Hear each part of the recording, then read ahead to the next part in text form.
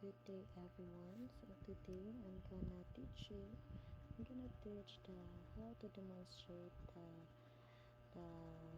design in Android Studio based on what I've learned during the development project last activity, which is the simple login app.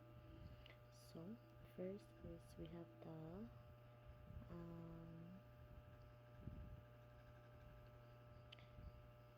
the linear app, which is the root container that arranges everything vertically, centers the contact, and applies a background image, which is the kanang koan. Then next is the edit text view.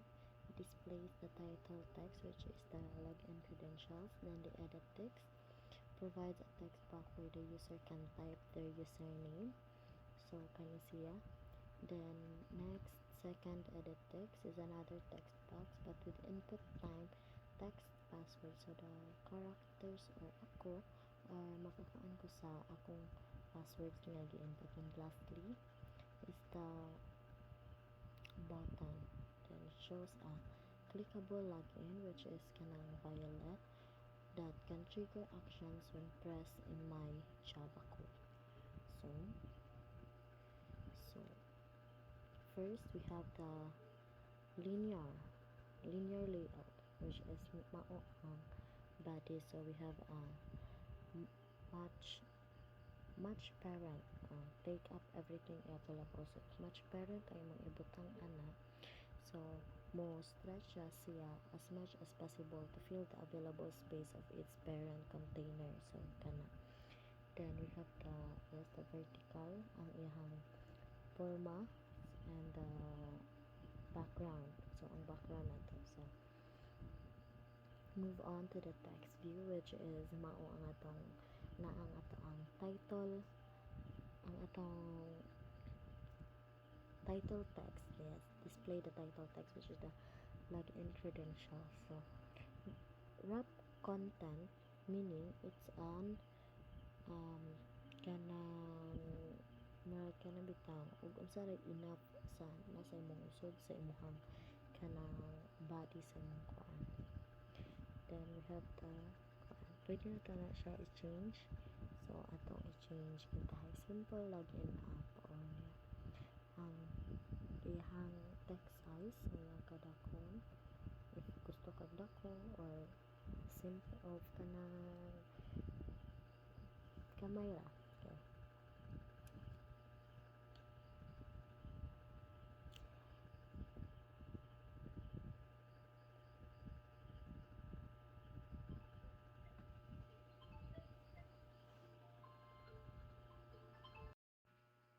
So next is the edit text view, which is ug asa ta maka kuan kana input sa atong username.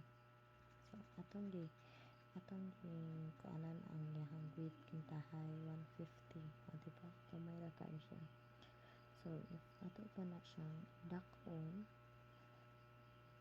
anong 500 na to, diba? Kita atong na box. Then ato na siyang iset of 300. And username, then ang atong text size, pwede na to na siya ilisan, pwede na to na kanang 20. So hindi ko na lang yung kuandan. Next is the second edit text, which is ang ato ang asa ta maka-input sa ato ang password. So same as the username, na atay mga kanang natay mga text size, ang atong text, ang ato ang width, height, same ra gyud. Naka-edit ra gyapon ta pila atong gusto.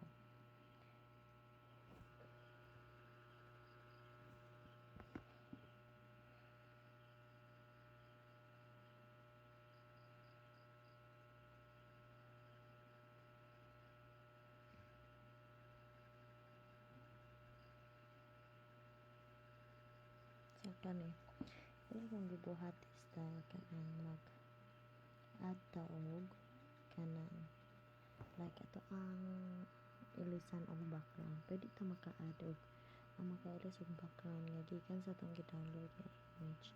So mag-download ra kag image ana, then atong i-paste dito sa drawable mo dong kanang na rest, then the drawable, then the ato ang i-rename na to og background, then batangan na to 2 kay na naman tayo nakaset nga katong first na to nga background, which is kanang background na ko. Then ko man ana is kay drawable man, so kay picture man nga to ang gikuan, so mag drawable ta din ang background ato ano siyang ilisan og unsa nagka-file name sa atong gi-download nga picture. So ilisan nato na white siya kay wala man tayo add nga kuan. So background, then ang 2, and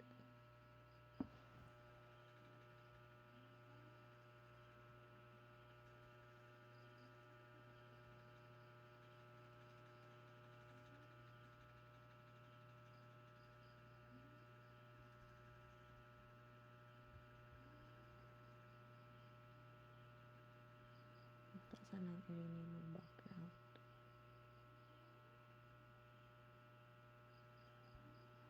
Then atong i-delete ang previous nato nga gi-add nga image para inagdon nato sa isa ka background. Tada!